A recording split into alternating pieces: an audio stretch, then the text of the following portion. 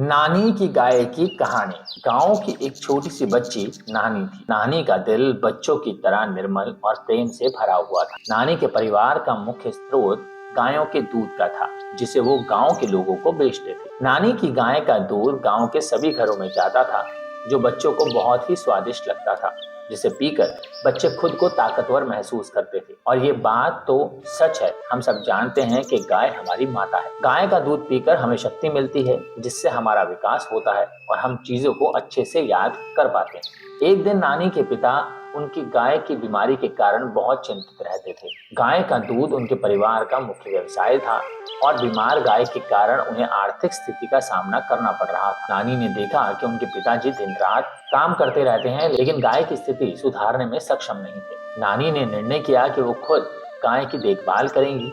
उसने अपने पिताजी से बोला, पिताजी, मैं देखभाल करूंगी गाय की। हमें इसे ठीक करने के लिए उसका ध्यान रखना होगा। पिताजी थोड़ी देर तक चिंतित रहे, लेकिन फिर उन्होंने हाँ कह दी। नानी के नेतृत्व में वह और उसका छोटा भाई मिलकर गाय की देखभाल में जुट गए। नानी और उसके छोटे भाई ने गाय की देखभाल की, उसे अच्छा खाना दिया, उसे सही समय पर बहुत घुमाया और उसके साथ प्यार और ममता से बर्ताव किया। धीरे धीरे गाय की स्थिति में सुधार होने लगा।